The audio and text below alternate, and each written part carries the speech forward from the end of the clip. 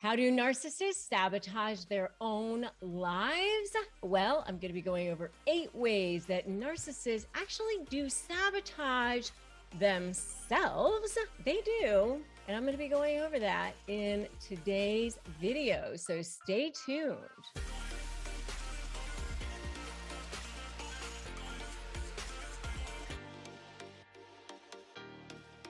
Hey there, I'm Rebecca Zung, and I am an attorney. I'm also a narcissist negotiation expert. I've been recognized as one of the top 1% of attorneys in the country. I've also written 2 best-selling books, Negotiate Like You Matter and Breaking Free, a step-by-step divorce guide. I've helped thousands of people break free from lives of drama, trauma, and chaos to step into lives of freedom, possibility, and purpose. I want to help you do the same thing. So make sure you subscribe to this channel, hit that notification bell. And today I'm going to be talking about 8 ways that narcissists sabotage their own lives.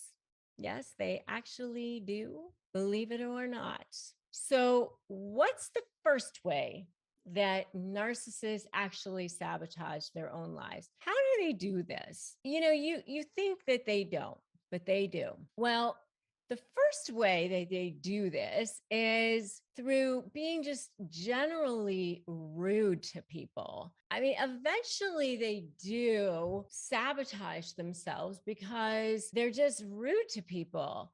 And yes, they start off with this whole love bombing thing. And for those of you who aren't aware of how a narcissist functions in the world, it is actually pretty crazy to me because I didn't really realize that they have these patterns. I mean, yeah, they're horrible and heinous to deal with, but they really do have a pattern in how they show up and function in the world. Whether it's in a business relationship, your neighbor, or whoever it is, the way that they interact with the world is actually the same. So they start off with this, what they call the idealistic phase or the love bombing phase, which is they come on super strong. They seem perfect. They're very chameleon-like. They know how to actually almost take on the traits of whoever it is that they're targeting so that they seem perfect for that person, but they move very quickly into the relationship because they really want to move right to the next phase of the relationship. It's kind of an exhausting phase for them. It's not the phase that they really want to be in. It's kind of they're making deposits because they want to take out withdrawals. You've heard the phrase butter somebody up. I mean, they really are kind of buttering them up. You know how somebody butters up a turkey because they want to eat it. I mean, they're not buttering up a turkey just because they want to put butter on it. They want to eat the turkey, right? So that's kind of what it is in a kind of disgusting way, but it is sort of what it is. They've love bombed the person. Now they're devaluing the person, and then they go into love bomb, devaluing, and then the discard phase. But whether it's them discarding or the other person discarding, it's kind of like those 3 phases of the relationship. And by the way, they're not linear necessarily. They can go back and forth depending on what's convenient for them. And it's that way, whether it's a covert narcissist or an overt narcissist. And by the way, I have videos on YouTube on the different types of narcissists and also on the phases of these narcissistic relationships. It's kind of crazy how I didn't even realize that there were these different phases of the relationship, that there were these different types of narcissists or any of that sort of thing. I can tell you this, that when I discovered that there was a covert narcissist, the one that I was dealing with in particular was female. At the time, thought narcissists were male. I thought that narcissists were boastful, bragging, kind of misogynistic, sort of loud. I mean, I had this picture in my mind of what a narcissist was. And so I remember when somebody pointed out to me that this person that I was dealing with was a covert narcissist. I remember thinking, I don't think she's a narcissist. I think she's just really insecure. But of course, narcissists are very insecure, right? Going back to number one, that they're very rude to people, they have to eventually show their true colors because it's difficult for them to maintain a certain level of niceness, for lack of a better word. It's difficult for them to say, I have to stay in this facade all the time. So they do eventually sort of sabotage themselves because they can't hold that. And I am going to get through 8 of these, and I'm saving the best one for the end because I have seen this in negotiations where they completely torpedo themselves, totally, to the point where it's almost laughable if it weren't people's lives. You know what I mean? Okay. So that's number one. Number two is they're just completely not self-aware. They end up doing this self-sabotage because they're not self-aware about how they interrupt people, how they can be abrupt to people, how they come off to people. A lot of people don't end up liking them very much, to be honest with you, because they're not self-aware. The people who aren't necessarily their targets, the ones that they're working on grooming and conditioning, where they're working really hard to make sure that they're under their spell and their control, they may not realize how they're being perceived by those people. So they may end up kind of self-sabotaging with those people.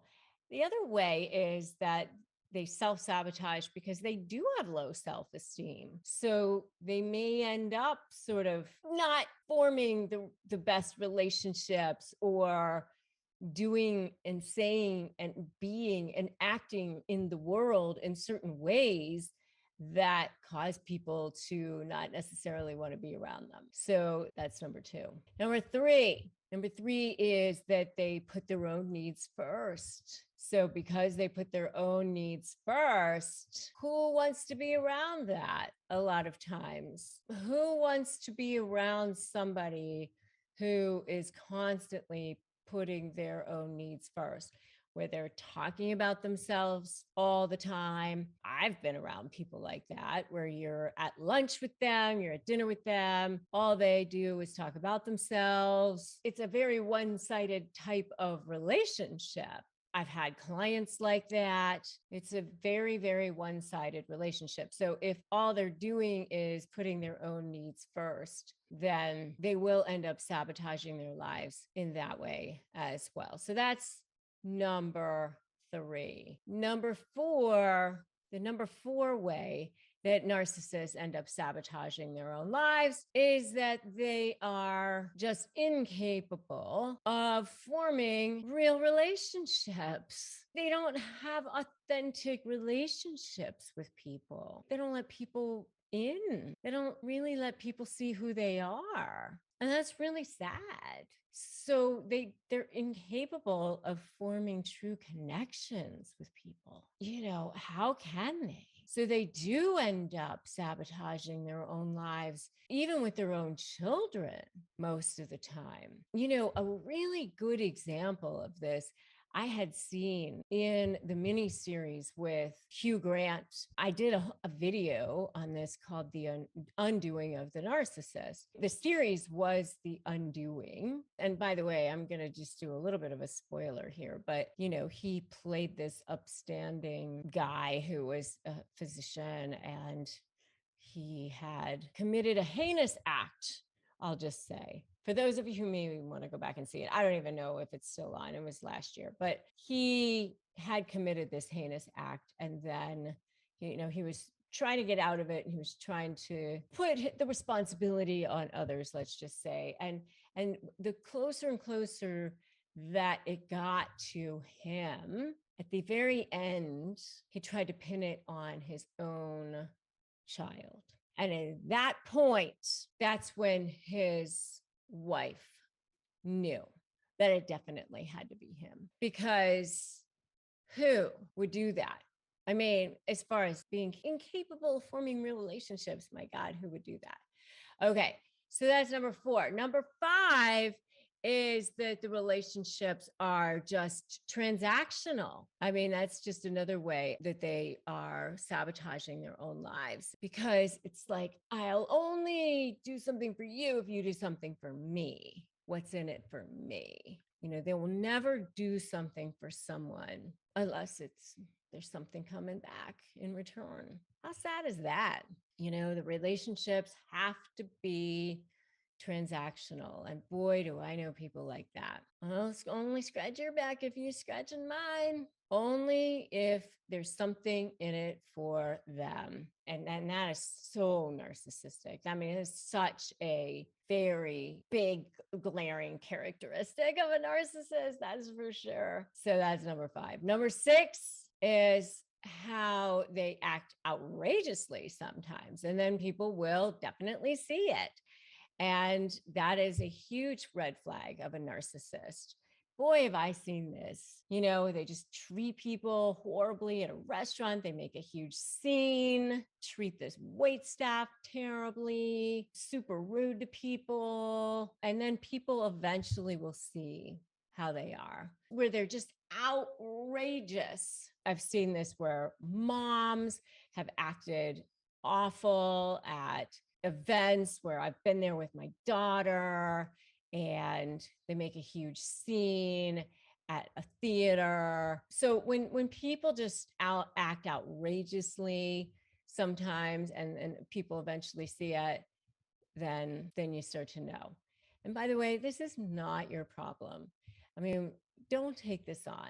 If you are in a relationship with a narcissist, and you know, you start to feel like the narcissist in your life is sabotaging their lives, don't clean up their messes for them. Don't do it. You know, I want you to write in the comments right now, not my problem. Not my problem. This is what we do as empaths. We start to take this on like we need to fix this for them. Write in the comments right now, not my problem. You do not need to fix this for them. Okay. Next, they go too far. They go too far. I mean, this is beyond even acting outrageously. You know, they go too far with other things too. They go too far with how they behave even within a relationship. It doesn't even have to be public. They push somebody's buttons within a relationship, where the person within the relationship just finally says, I'm done. No, thank you. You finally snap. You finally go, you know what? I don't think I want to do this anymore. I think that's it. I think that's enough. I think we're done here. So that's number 7. And number 8, I wanted to save number 8 because this is the one that I see in negotiations. This is where they are really their worst enemies. And that is where they just start manipulating people just for the sake of it to their own detriment, where in the case itself, it becomes harassment. It becomes vexatious litigation. It becomes scorched earth litigation. And that's when the judge starts to see it. That's when the world starts to see it. And that's when fees start to get assessed. And that's when sanctions start coming in. And that's when you start to have some serious leverage. And you start to realize, wait a minute here, what is going on? They even start to fire their own lawyer. They start making serious mistakes. They start thinking, oh, I can win this no matter what. They actually start having these crazy notions like, I don't have to do anything I don't want to in this case. I don't have to settle if I don't want to. I'm going to court no matter what. They make ridiculous demands. I've had people say to me, I'd rather pay you than her, you know, ridiculous things. They really become their own worst enemy because they're just blinded by, I just want to make the other person suffer. And that is when they really are sabotaging their own lives. And by the way, you think, oh my God, nobody's ever going to see it. Let me tell you, the world does eventually see that. Judges do see that, mediators see that, lawyers do see that. You do have to trust that the system sees it, the world will see it, and that justice and equity and fairness will prevail. But let me just tell you something that I tell people all the time, and that is that if you don't believe that you can win, nobody can help you. You have to believe that you can win first. Okay. And you have the best evidence in your hands. You know, lawyers know the law, judges have to apply the law. You have the best evidence in your hands. So you have to organize it. So that's where I can help you. And that's what I do to help you. So, you know, you want to start with my free Crush My Negotiation prep worksheet, getting that organized so you can get that at winmynegotiation.com. Definitely start with that and join my free private Facebook group, Narcissist Negotiators with Rebecca Zung. For sure, make sure that you believe that you can win, because your mindset is absolutely everything. That's the most important thing of all. And if you like this video, give it a like, give it a share, drop me a comment, and make sure you subscribe to this channel, hit that notification bell. And remember, never give in, never give up, because they only win if you give in. And I will see all of you guys in the next video.